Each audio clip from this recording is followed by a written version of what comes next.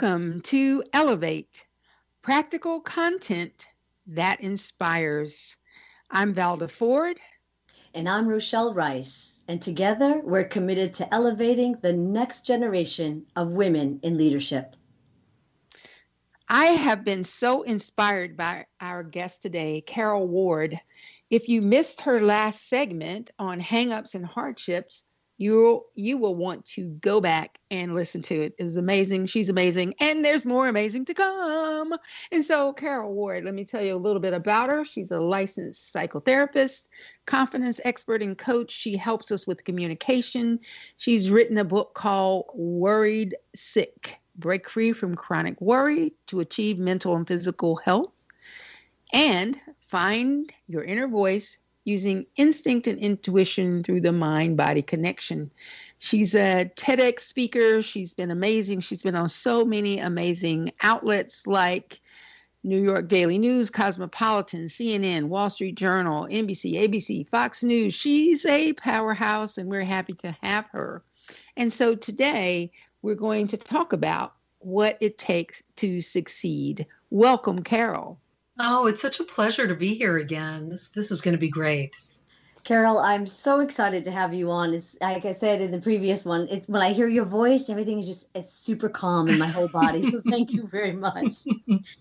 When we talk about, for our listeners, what it takes to succeed, I'd love for you to talk a bit about the importance of self-awareness in leadership. What does that mean, and how does that play a role in leadership? Self-awareness, when I think about it, and when I've coached different people, I really think it boils down to leading by example. Because if you are not aware of your impact on people, and people, whether you have a staff of 1 or 100, if you're not aware of how you are coming across, the impact you have when you walk in the room, then that top-down leadership is going to wobble, right? The whole structure is going to shake. So self-awareness means, am I aware of how I communicate, how I carry myself, what my values are for myself and for my business? So I think that is a crucial thing when you are a woman in leadership. Well, to be self-aware, how do we get there? I just want to stay there for a second, because we hear the term self-awareness, but I know so many people who totally don't know who they are to the world.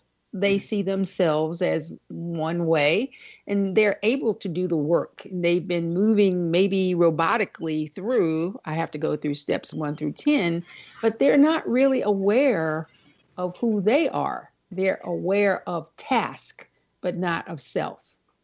Very, very true.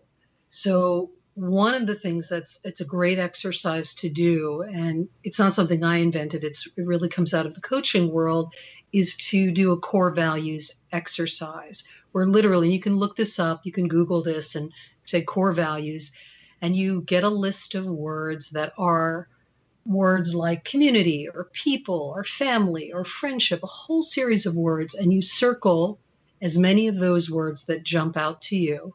And then you narrow that down to the top 5. And these core values can start to help you understand what really matters to you as a person. And any time that you have, again, a decision or something that affects you or your leadership abilities, you can check in and say, am I lined up with my core values? So for example, I worked with someone who, she was having to make a decision about being offered a great position where it was going to involve a lot of travel. High-level promotion, lots of travel. But she was really like, what do I do? I'm back and forth. And when we sat down and talked about it, what she realized that she was leaving out was a core value of community. She loved being part of the company she was in. She loved being part of the in her own community, literally her neighborhood. She loved the routines. And that was bumping up against this great promotion. And so she decided to stay where she was, but then make inroads within that company to go farther up in the company that she loved, rather than jumping out. So the core values exercise can help you when you're trying to decide, as you said, Valda, am I just doing the tasks or am I doing things that are lined up with what I really want in life? And, I just want to say, and the other thing is, how are people responding to me? Right? I'm sure both of you have had that experience where you get a lukewarm response or you're not getting the results that you want from clients that you want. I think that has to do with not being self-aware. I don't know if that's your experience as well. Yeah, that's incredibly interesting, Carol. When we think about how are people responding to me, when I think about that, how, I have a sense of how I'd like them to respond to me, but sometimes those may not be in alignment. Can you talk a little bit more about that, like in terms of that self-awareness piece? Well, it makes me think of another story, and it's going to involve Rochelle, actually. Tell me if you remember this, Rochelle. Rochelle and I did a presentation at the Renfrew Center in Philadelphia, and we gave this presentation. There was a break right in the middle of our workshop, and Rochelle and I wanted to give the people in the room more room to move around. So we moved all their stuff. Do you remember that, Rochelle? I do. And when we came back in, the room was icy cold in terms of how people were relating to us. And we had to figure out what was going on. I think Rochelle asked, what's going on here? And people were really angry at us for moving their stuff without their permission. We had just assumed that it was okay because we were going to do some wonderful exercise that they would very much enjoy. So it's that kind of body-mind awareness of, if you make a suggestion to a client, if you make a suggestion at a meeting and you get back a kind of glazed, disconnected response, then you know that somehow what you are doing or what you're saying is not translating. And if you override that, you're not going to get the results that you want.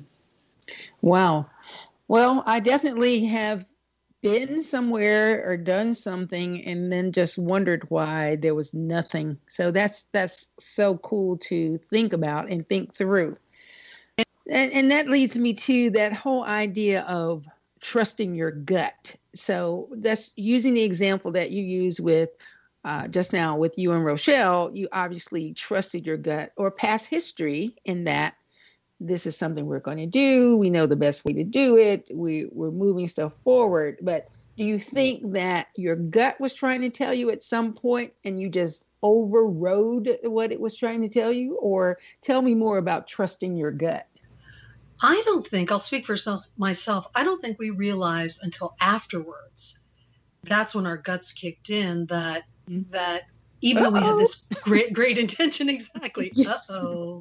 Yes. Our great idea is and everybody else's great idea, which again, in leadership is leaders will say, I have this great idea. Let me put it out there. And if she's not paying attention to what's happening in the room and how people are responding, then people aren't, what's that expression? They're not on board. They're not getting on board with the idea. People will just do the task without having enthusiasm. Or if we put out an idea or a suggestion even to a one-on-one client, I've certainly had this experience where I'm like, you should do this and you should do this and you should do this. And they are sitting there completely overwhelmed you can tell they're just not responding. Then you have to roll it back and go, let me calm down and tune into my body and see if my body's trying to tell me if something's off in the room or not, or with this person. And usually your body will tell you by your stomach flipping or kind of a in your stomach or, shoulders will tense up. So those are things to pay attention to. Yeah, Carol, I do remember that day. And when we talk about what it takes to succeed, I think what I remember about I had assumed, in quotes, we had established trust with the group. So I think that I went with the trust feeling. But when we talk about talking about trusting the gut and whatever, I'm thinking now that we're talking about this years later, perhaps I overrode my gut. I'm not sure. But The trust in your gut, the trust in your intuition. This is, to me, one of the key points for women in leadership. Can you talk a little bit more about that intuitive piece as well? Sure. I think that we are so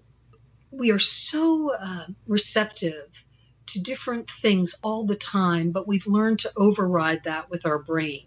So, for example, you might meet someone, or someone might pitch an idea to you and say, Valda, I'd love to co-present with you, and I have all these great ideas, and let's do this and let's do that. And you find yourself going, on paper, they seem like a great fit. So why am I uneasy or feeling like I don't want to do that project with them? I always say, give that feeling some space. Sit with it. Think about it. Why is it? And once you let yourself at least have the moment or hour or day to go, what is it that's making me feel off about this person? And give it some space, you're probably going to get a clear yes or no, even if on paper they seem to be the greatest fit in the world. I always say, honor the initial feeling of, something's off here, and let me take the time to cultivate the answer to why. And the more you do that, the better your gut and your brain, because the gut is called the second brain, because there's all these neurological endings in the gut, and the brain and the gut communicate all the time, back and forth and back and forth. And sometimes the gut feels something first, and sometimes the brain feels something first. But if you can get them into a conversation, you have a great, great resource for making decisions. Wow. Yeah, well, my background is nursing and relationships, so I definitely know that whole gut thing. I mean, folks are like, oh, excuse me, I have to go to the bathroom because the gut has taken over. And it's like, I'm winning here and I'm taking you out of this situation for a moment. But I hadn't thought about it that way. And I appreciate you bringing that forward. And I know one thing, that sometimes you just get in your own way or you don't get out of your own way. What is the role of having a variety of people around you can trust to either help you support your vision or to say, girlfriend, you need to put that one to rest? Exactly for that reason, because, we have our own way of doing things. We have this vision, and you need to have these other voices, these other perspectives, or else you can shortchange the success that you want. So, for example, you might be a big picture thinker, right? You think in big pictures, you got the vision, but you don't have the details of how to get there. Well, if you surround yourself with other big vision picture people, you're never going to get things off the ground because nobody is saying, well, let's go to do this, and here's the next part, and here's the next part.